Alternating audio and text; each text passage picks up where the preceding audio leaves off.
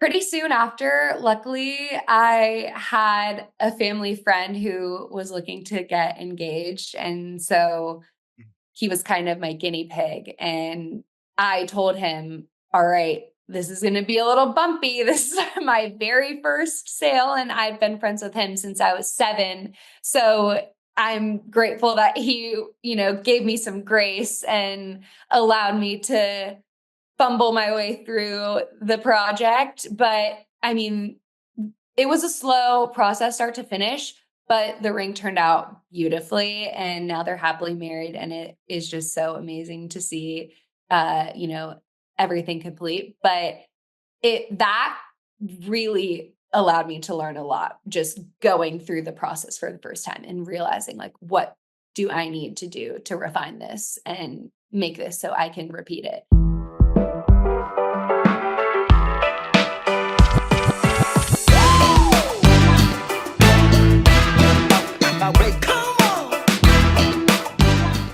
Well, Liv Mitchell, I haven't seen you for a whole week.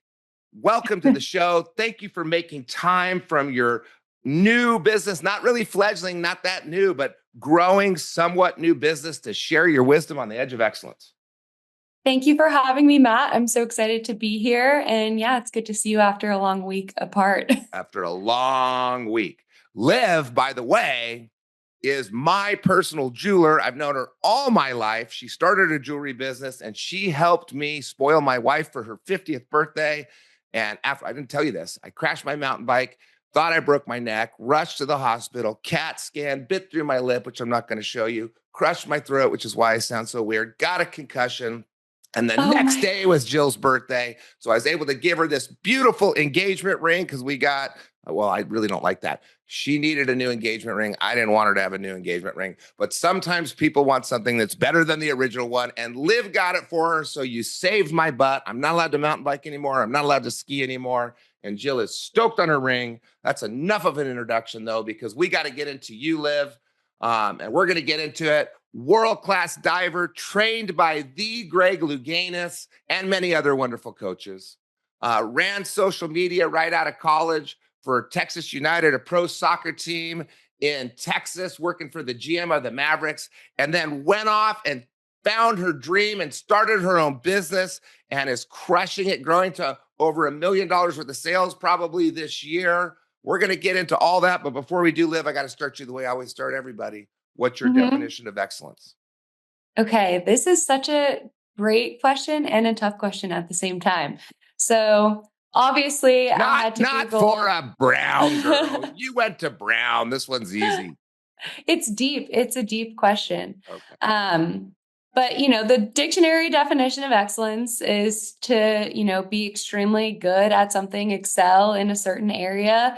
And I really thought about, what my definition of excellence would be. And I think I've achieved excellence when I have reached a level of freedom. And, so freedom being the power or right to act, speak, or think as one wants without, hindrance or restraint. And I really think you've reached excellence at a point where that is, your way of life. You can think freely, speak freely, do as you please. And I think once I've reached that, then I have reached excellence. So Okay, so that's interesting. Different than any definition I have ever heard. Act, think, speak without restraint. So if you're an excellent jeweler, you can say what you want. You can be honest with your customers. You can give the advice like you did for me. Real diamond, not lab grown. That was a crazy piece of advice. But you're speaking freely because you're excellent at being a jeweler. When you're the diver that you were all the way through college, you're excellent at it. So you can act and do things differently, same. What does that mean? yeah, just like being free. Like I feel like we're always so like restrained in our life by, whether it be a boss or, family, friends. There's all kinds of different like restraints. And once you've like really reached the pinnacle of excellence, I think you're set free from that. Okay. Okay. Wow. Well, you have been excellent at quite a few things, and that freedom thing rings true because you had a great career. You were working for the general manager of the Mavericks, moving through the sports world. I mean, there's so many people that would want that career. You'd been an elite level athlete, diving at Brown, and then you switched. You were free. Yeah. You said, no way, I'm not doing this. I'm starting my own jewelry business. And I know you've got a marketing degree and I know you've got a design degree, but that's a big kind of flop and a big setting yourself free. So many people listening to this podcast right now didn't go to an Ivy League school, didn't compete and top in the nation diving, but they've done other things or they're starting to do other things. And we're going to get into depth on your decision to just go off, change your career, and take a risk and start this jewelry business. And by the way, if you're looking to get an engagement ring, livmitchell.com. Liv Mitchell, the official jeweler of College Works. We are not sponsored by Liv Mitchell. We are sponsored by Fortaleza Tequila. Don't drink Fortaleza before mountain biking. But one day we hope to be sponsored by Liv Mitchell Jewelry at livmitchell.com. So let's go back to high school. And it's a little unfair. I've known you all your life.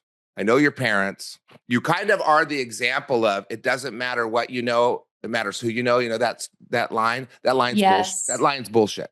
It doesn't matter what you know or who you know. It matters what you do with what you know and who you know. So you're kind I of the like that. yeah, you're kind of the example of making the most out of everything in your life. And I already know that. Let's go way back. It starts off in Montessori school. You escape at age 5. You leave the gate open. You get in trouble because you could have let my son out. You and my son became friends. He lived through the experience. Do you remember that? Yes, And then, yes. and then you went off to the Laguna Beach school system and went through Laguna Beach as a diver. Jake, you brought Jake into diving. He was a diver for a bit there too. What was life like? I know you were diving a couple times a day, 6, 7 days a week. You're touring the country doing these dive meets. Were you working? You must have been getting good grades because you went to Brown. What was going on in high school? Were you planning to be an entrepreneur? What were you thinking? Definitely not planning to be an entrepreneur, but I had a goal in mind, and that was to go to a top university in the country. Ever since, my freshman year, I had that idea that really just stuck with me. And, I set a goal and made a plan, and every day I would wake up and work towards it. And it was a grind. High school, I would not say, everyone says like, oh, it's the best years of your life. It was extremely grueling. I would say that I'm not the most like book smart person on the planet. School does not necessarily come easy to me.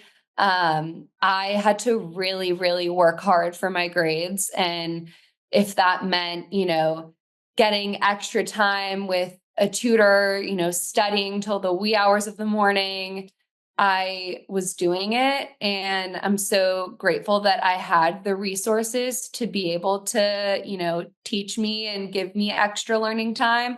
But it was nonstop wake up, school, practice, homework, bed, repeat. Like it was really a crazy routine for, a 14-year-old to be doing. But I loved it and I wouldn't have changed it. And am I remembering right? Did your dad go to college?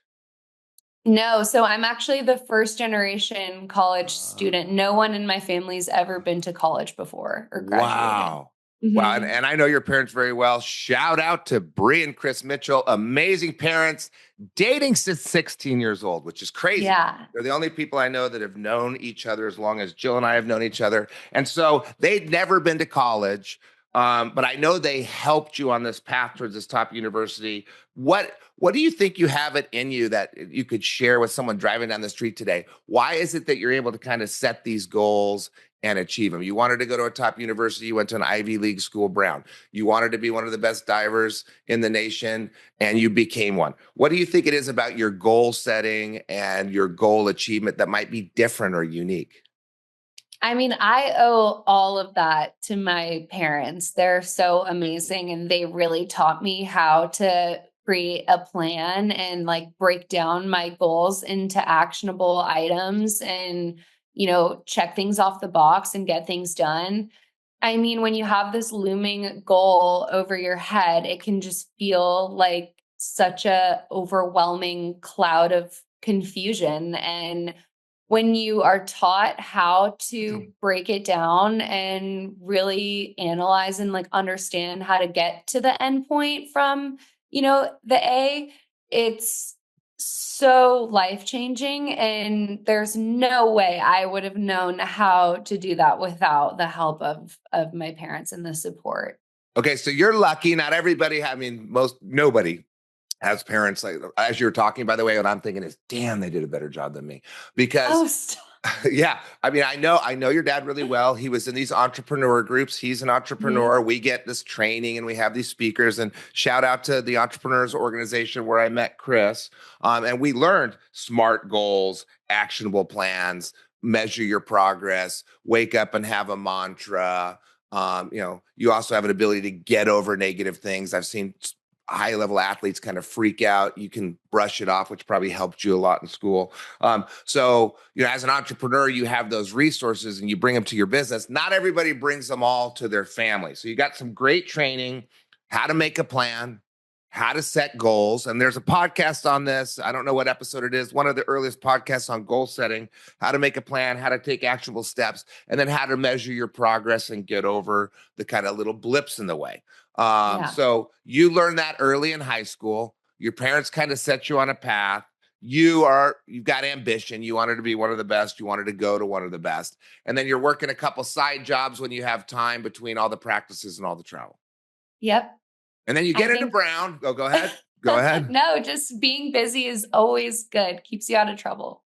Okay. Well, yeah, you've never gotten any. You probably should get in more trouble, by the way. Uh, so you go to Brown, where you also didn't get into any trouble, and you take up diving. What was life like? Ivy League school seems a little different for a lot of us. I went to, UC Santa Barbara, the Harvard of the West, but you went to an actual Ivy League school. What was life like? What were you doing? Were they preparing you differently for your career? How are you getting ready for your entrepreneurial ventures? Yeah. Well, like I said, I'm definitely not, your perfect book smart student, straight A girl, but I learned a ton in college. And honestly, none of it was from my classes. Okay. Everything I learned was just how to adapt to change, how to deal with conflict, how to manage, a crazy workload, manage relationships. I mean, all of those things are learned outside of the classroom, and that's what stuck with me. I could not tell you about, my econ classes at Brown that I mean, it's gone in the wind, but I can tell you how I managed to deal with, 5 a.m. to 8 p.m. schedule of school and diving and coaches and, traveling for meets and balancing all of that. I mean, those were the huge that lessons learned for me. And was the season year round? It was a winter sport, so it started in October, ended in March, and we had, pre-post season training, so it kind of ends up being year round, yeah. Okay. And it was year round all your life. So adapt to change, deal with conflict, manage a big workload that you chose to have. There's no substitute for hard work, and then relationships. And so, Mhm.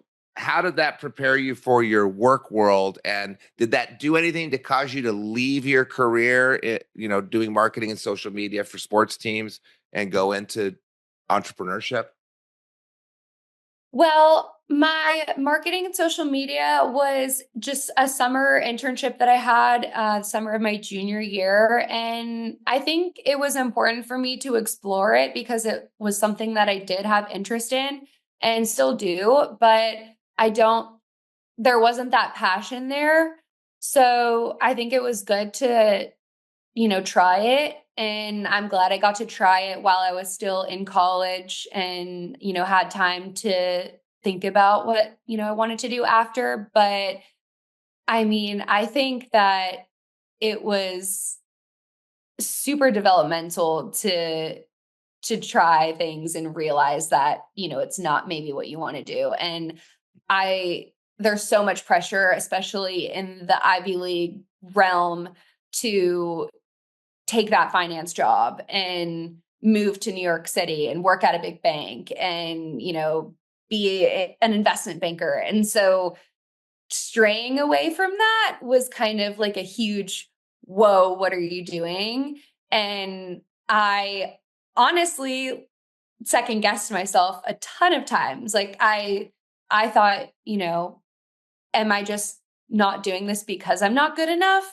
But it really, you know, comparison is the absolute worst thing. And you can never compare yourself to anyone else because your path is always going to look a lot different, and that's okay. But that was a tough realization. Okay. So you go to the school that everybody wants to go to. You have the peer group that everybody wants to have.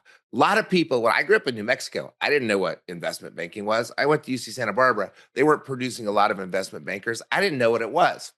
But you're at the place, the mill, the banker mill, the politician mill, the high end lawyer mill. And there's all this peer pressure, which I call reverse peer pressure, pushing you to excel and do excellent. So maybe one takeaway if you're in the car right now and you're not in college yet, if that's what you want to do for a living and you want to get exposed to that, maybe Brown or one of the Ivy League schools is perfect for you. Also, if you're listening in the car right now, no matter where you go, you're going to use what you take, like Liv said, adapt to change, deal with conflict, manage the load, relationships. You didn't mention any of the design courses you took because I know you have a design degree. You didn't mention any of the stuff you took out of marketing. And I know you took some things, but that's what comes out of college is those interactions wherever you are. And what you're saying is you realized early, I need to chase my passion. My passion isn't to go cut deals. My passion Yeah. isn't to make $1 billion. That doesn't matter. You probably wouldn't make it anyway if it wasn't your passion. You're chasing your passion, which kind of is what you were already studying. Design. You just want to do it in a different way. Solve people's problems one on one. I mean, why did you go to jewelry? I'm answering the question for you. I'm thinking about what I would do, but why did you go into jewelry? How'd you figure that out? Yeah, I mean, I juggled with a lot of things for a while. After I graduated, I kind of had this running list of like possible career options. So you And graduate, you're in Texas because your parents are traders and they moved out of Laguna Beach and moved to Texas. Um, and you're working in what most people would consider a great career. You're with a sports conglomerate.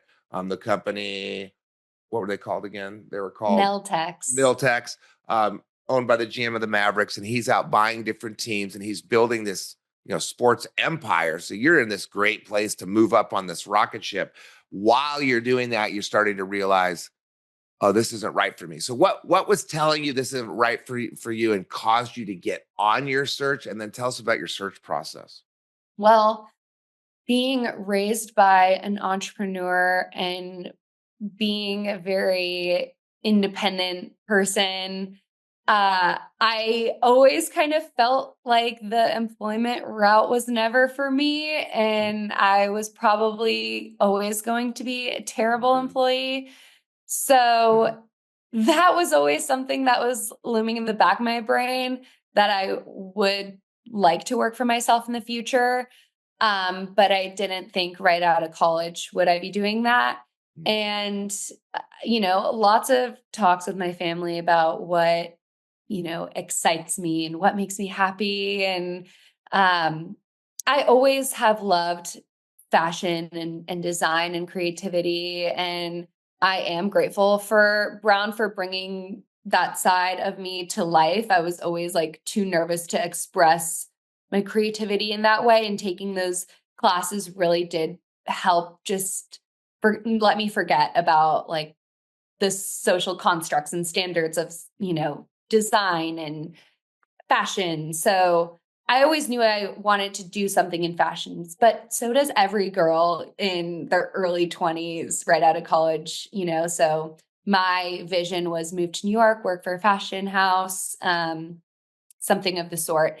And I went to Brown during COVID, which is definitely not Ideal. orthodox. Yeah. So Yeah. it was high tension and, internships were getting canceled left and right. Um, Companies were cutting down immensely, like not hiring at all whatsoever. So that was also a huge problem for me at the time. Everything I was applying to was just getting completely canceled because of COVID. Mhm. Um, and I honestly kind of just took that as a sign. I said, maybe this is, a sign for me to look elsewhere and think broader. So I thought about fashion and what it really means. And I just wanted my worst fear in fashion was to work so hard on something, design a piece, and then see it in like TJ Maxx in 2 years, or like on the floor with a bunch of like stains on it, just thrown around. It's like something that you work so hard on, you want it to be, preserved, and you want it to have this value to it. And what better industry than jewelry, where things get passed down from generation to generation. So that's what kind of made me pivot to jewelry, was just realizing there's so much, sentimental value and real, innate value that you can hold in your hand Hmm. in a piece. And you still get that creative design aspect, and you get to make people happy. And that's my favorite part, honestly, is just working with clients and making their dreams come true. And it's always a celebration. And that's what I love about it. Well, we're going to take an interruption right now for a short commercial break. Shout out to Jack Krecha and Ann Chanel, newly engaged with a ring from Liv Mitchell Jewelry and Yes, congrats. livmitchell.com. So yeah, I can imagine Ann when she gets that, just the smiles. And I've seen some of the pictures on your social media, Instagram. It's Liv Mitchell on Instagram. Liv Mitchell Jewelry. Liv Mitchell Jewelry on Instagram. I've seen some of the posts of the people getting engaged, and you sell other things besides engagement rings. But back to your process here. You knew being an employee wasn't right. You had that gut feeling, and I know there's a lot of people listening right now thinking, "I have that gut feeling." Um, you had a circumstance that most people would think was a negative circumstance, everything getting canceled. You've got this innate positivity, this hard work ethic, um, this bravery. So you got to have that, right? You always got to work hard. If you're not working hard, don't listen to the show anymore. Please hit stop. Don't forward it to your friends. You got to work hard. And Yeah. then you got to be positive. Oh, COVID hits, everything gets canceled. Yay, that's a good thing.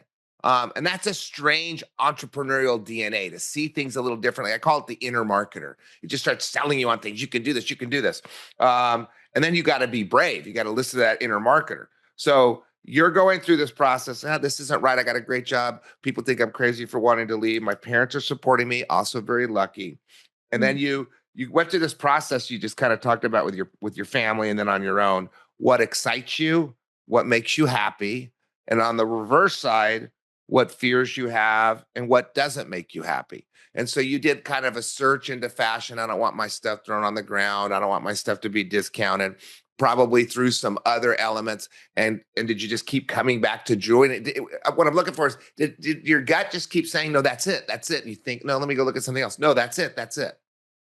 Yeah, something kept drawing me back for sure. And it's definitely not a feeling that I can explain. It's just like when you lay your head on the pillow at night, what are you thinking about? And when I had all these different options in my head, I just kept thinking about how cool it would be to have that career and live that life. And so that's what made me give it a shot. And really, I started small. I started by taking a class at the GIA, the Gemological Institute of America.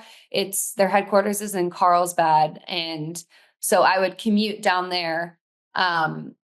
and work part-time. I worked part-time at a jewelry store in Laguna Beach and commuted to the GIA down in Carlsbad. But I was only taking one class, like the introduction to diamonds, very, standard. And Trying to figure out if this is the right thing.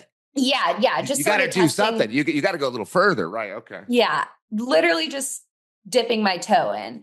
And I was like, okay, if I like this, then maybe I'll, add another class and we'll see.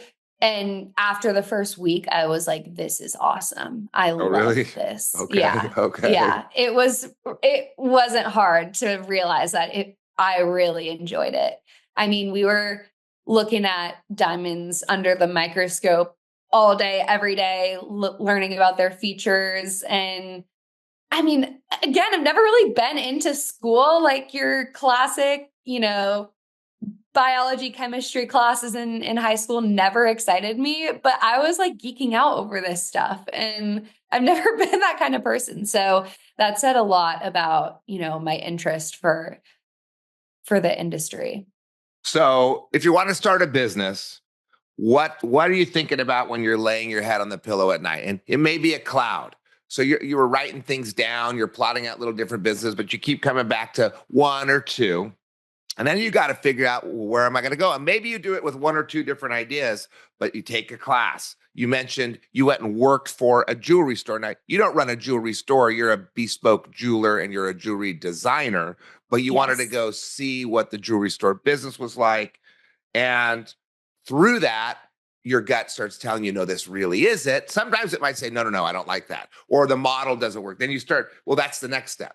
Then you got to start planning and modeling. So what was that process? Your head's telling you when you're going to sleep, this is it. The class is telling you this is it. The job's telling you this is it. You found some things you could do better that are going to be different than a jewelry store. What's the next step?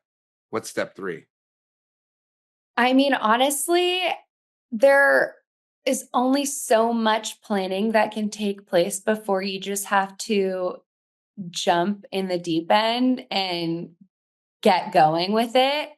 So I feel like for me, my business actually started, there was really no like gradual, incline into the business. It was just like a bomb was dropped on me, and all of a sudden I have like 10 different roles and I'm doing everything. And it went from me being the person who would take someone's jewelry and go to the back to clean it and give them, bottled water and wipe down the counters, to literally doing accounting, marketing, being the salesperson, building a website, building the back end of the business, getting, my wholesale license, like everything. And it's just like, you can't prepare for that kind of stuff until you're just in it and you're doing it. And it was so crazy overwhelming, but it was so fun. And like, I really feel like I thrive on just like chaos and constantly being in a million places at once and doing a ton of things. And um, it just felt right. So you didn't spend a bunch of time on the modeling and testing. You just dove in. Did you quit the other job and dive in, or were you doing it as a side gig? I was transitioning out of my part-time role as I was moving into my business. They knew that I was just working there to learn and that I would eventually, Leave. leave. So I'm really grateful that they gave me the opportunity to learn, because Mhm.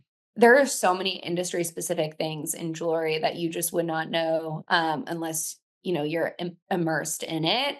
And so I was able to learn a ton So through the year. you'd stopped doing the social media marketing, made a decision you're going into jewelry, took the class and worked at the jewelry store at the same time. And then Yes. you had this kind of transition period for a couple months. Yeah. Once I finished with the schooling, I transitioned out of my part time job. And And you're then and you're just I going, no off to income, the races. no Yeah. income. And so you're building a website while you're marketing your business, while you're doing some sales, while you're setting up a company and doing all the legal work, while you're doing the accounting and filing the paperwork. And there were more classes, there was more studying, there was more research while becoming an expert. How soon after the class was done and you stopped working at the jewelry store did you have your first sale?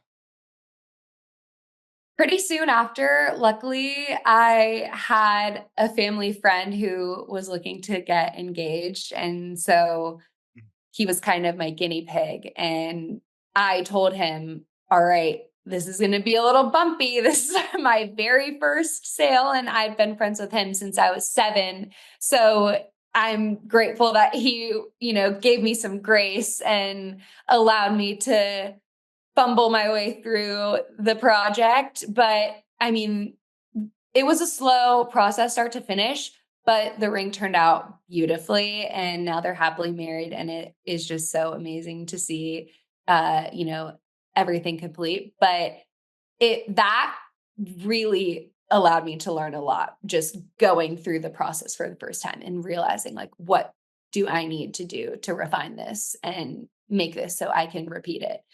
Um, and I'm grateful that he gave me that grace to do that. So you start off networking then. So you're building a website, but you're marketing and you're networking and you're studying and you're learning and you're finding suppliers. Can't forget about, I mean, I saw a pile of $200,000 diamonds that you were carrying around. I mean, people are sending you giant rocks. Yeah. You have suppliers. You're doing all this at the same time. But if you're listening right now, what I like that you said so far is you don't model it as much as I do. Just go do it. And then Yep. the second step, I guess one would be do it. Number two, you got to get some of those easy customers that are going to be a little bit forgiving and test your model. And then 3, you're looking at how do I improve? How do I refine? You're always analyzing, always changing. So let's say how soon did you get into regular sales months? Like you got your first ring from that person, and then when did it Yeah. start to become like a rhythm and you're like, okay, this is going to work out? Pretty immediately. I mean, I feel like when I was starting this, I was so doubtful. And, I kept telling, I reference my dad a lot because he is my biggest mentor and I go to him for advice with pretty much everything. I may not So do always I. follow So it do because I. because I'm his kid. So, kids never follow parents' advice, they No, always say. But that's true. I I kept telling him, like, who the heck is going to come and buy a ring from me? Like, this is so ridiculous. I And did. I did. I, There's mine for the there it video. is. 1 ounce of platinum wrapped around my finger. Look how cool that design is. I got one. Custom made. Yeah. And yeah, I just was like, what the heck? Like, who's gonna actually come? And he's like, put it out into the universe and people will come. It will happen. Just trust me. Like, if you tell people about what you do, they will come. And I really did not believe him at all. I was like, you're full of crap. This is a joke. And he was totally right. Well, they don't always come. And that's back to what I was saying before. It doesn't matter what you know or who you know. You don't have to know a lot. You don't have to know a lot of people. If you know a lot of people and you know a lot and you went to Brown and you know everybody, it doesn't matter. What matters is what you do. And there's a book, The Paperclip Trade. A kid traded a paperclip all the way up to a house. He had Yeah. nothing. He had a paperclip. I met him one time. There's just so many wonderful stories of people that, I mean, almost every famous business person that you know of in America started off with nothing. There's also stories of people that had all the connections and all the knowledge that ended up with nothing, because it doesn't matter what you know or who you know. It matters what you do with what you know and who you know. So I don't think a non-excellent person putting out in the universe would have the success that you had, because people knew, wait a minute, this kid always works hard. This person's smart. This person's got some background in this. They've got some design experience. They've got some marketing experience. They've got an eye for things. This person's tried a few different things out. This person succeed in these different areas. They're probably going to succeed here. Why don't we try it out? You're not going to try it out with someone that's not pensive. You're not going to try it out with someone that hasn't put time in to do the research. You did a few things, right? You laid your head on it. You took some classes. You went and got another job. You made a plan. You tested your plan. You worked with the customer. You refined the system. And then with all your background, you became successful. So now, how many pieces of jewelry are you selling a month? It depends. I mean, every month is different, but I guess I've written over 100 invoices. So we're there in that regard. I think And how long has your like business been around? just crested 2 years. Okay, so 100 customers in 2 years. How long did it Mhm. take for you to get to your 50th customer? It took about a little over a year, I would say. So 1 year to Yeah. 50 and then another year to 100. Yeah. When Yeah. when does it start becoming exponential? This podcast, because like I said, Liv Mitchell Jewelry, the Yeah, this official podcast. jeweler, the official jeweler of College Works. If you're thinking about getting engaged, check out livmitchell.com. So when do you think it gets exponential and it goes, the next 102 months and then the next 101 week? How long do you think it takes Yeah. to hit that? Well, right now, my business has just solely grown organically based on referrals. And I'm so grateful to have the best clients. But I have really not done any marketing for my business. So I'm hoping to start doing that soon and really, putting feelers out, especially, in Orange County and Dallas, where I spend a lot of time. So doing that, I think will really help and get my sales to grow exponentially. But I am like so grateful for the referrals. And I mean, if you treat people right and you provide a great service for your client, you hope they come back. But not only have they come back for round two, round three, they are referring me to their friends, and their friends are referring me to their friends. And so now my client base is like 4 or 5 degrees of separation. And it is just It's incredible it's about it's how, about to get exponential. yeah, it's really getting there. And it's just, I feel so grateful for And that. I just want to flag the word service, because you're not selling a service, you're selling a product. We're buying a commodity. I mean, diamonds and jewelry is somewhat of a commodity, but you provide a service. That's the difference. That's the difference between just walking into a store and getting something from someone that wants to sell you something, and that service focus that's kind of unique to your brand and unique to your way, your business model. And I want to talk about how, someone starting off a business that's only been around for a little while, figures out what to do next, figures out. So you mentioned to me that you belong to the Entrepreneurs Organization Accelerator program. So you're in Yes. college. You really love college. You're working really hard. All of a sudden, now you're loving school. You're going to the GIA school, learning all about diamonds, and then you join this group. So how do you learn what to do next? Tell us about the EO resources you use, what you're doing as a young entrepreneur to stay kind of cutting edge as you evolve your model. Yeah, no, I mean, going to the quarterly learning days in EO Accelerator is just has proven to be so valuable. I I go to learn about things that school cannot teach you, and what I hope to learn before it's too late. Yeah, yeah, yeah. Well, yeah. So, You learn it like, cheaper. You learn it cheaper if yeah, someone else does it. yeah, the EO Cash Day, where we learned about, just checks and balances and cash flow, that was just honestly a hilarious learning day for me, because it was my very first learning day in EOA. I had signed up, and then they were like, "Oh yeah, the learning day is like in 2 days. You should come." And I'm sitting there learning about cash flow as I'm having like a massive cash flow issue with my business because I'm trying to buy this like insanely expensive diamond that I just don't even have the money for. And I'm like, wow, this is probably, I should probably really listen right now before, I make a mistake that could be detrimental. So it was kind of ironic how that all worked out. And, the people are amazing too. Just the people that you meet, all very like-minded individuals, super focused on growing their business and driven.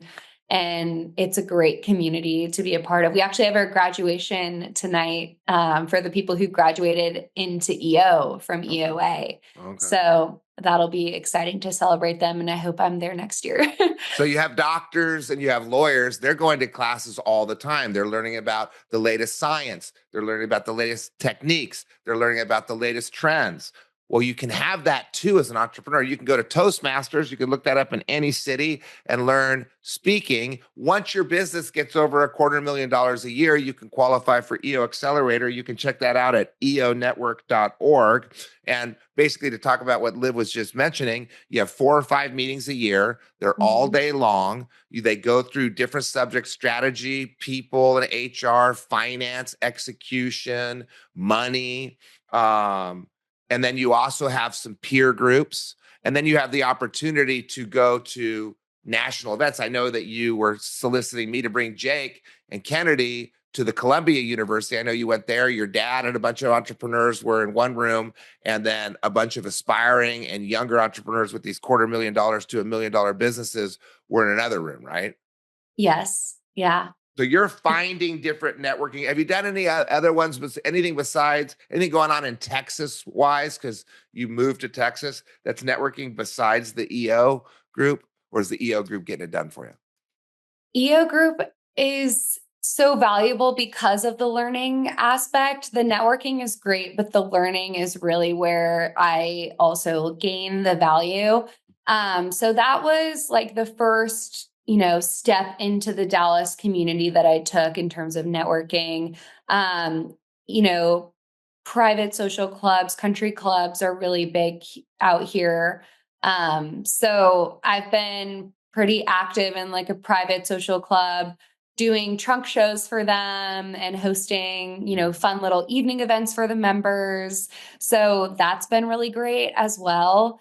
And yeah, I'm just like reaching out to magazine editors and hustling to, get any type of exposure. And at first I was really apprehensive to, send that email or make that phone call. But now I'm really in the mindset of the worst that they can say is no. And I'm just going to try. So in addition to your positivity, in addition to your hard work, in addition to your pensiveness, you've added even more bravery and lack of fear as an entrepreneur. Yeah, you definitely cannot care what people think when you're trying to build a business. Um, just keep hustling and doing what you think is, best, and it will work out. And, you know, a lot of people probably think I'm crazy for They're scared cold for you. calling and yeah. They don't think you're crazy. They're scared for you. Oh, what if it doesn't work out? What if people don't want it? What if, yeah, so they're worried about the what if. You're like, no, I'm just jumping. I'm going to go. Well, Yeah. go It's ahead. hard to not wonder, or worry about the what ifs, but um once you get to a certain point, you're like, this is kind of do or die. Like if I want to grow, I gotta push myself out of my comfort zone. And do I enjoy, making those awkward phone calls and stuff? No, but I Gotta be out of your do comfort it zone. Yeah. because yeah. Because you're in charge of the website marketing, sales, legal, accounting, PR, becoming the expert. I added PR to it. Becoming the Yes. expert. I mean, that's what you're doing. You're going to be uncomfortable in a lot of those things. And then eventually you start hiring other people to do it and you build a team. And then you're going to be uncomfortable leading the team. That's what being an entrepreneur is. Any other last words of wisdom for the people listening right now that are thinking about what is my business going to be? I should start modeling some things out. I should figure out where my gut's telling me when my head hits the pillow. What's my next step if I'm already past that? Have I done everything that Liv's done? How do I just jump off the cliff and go? Any last piece of advice for the audience? Honestly, just going back to my definition of excellence, um, just don't be afraid to set yourself free.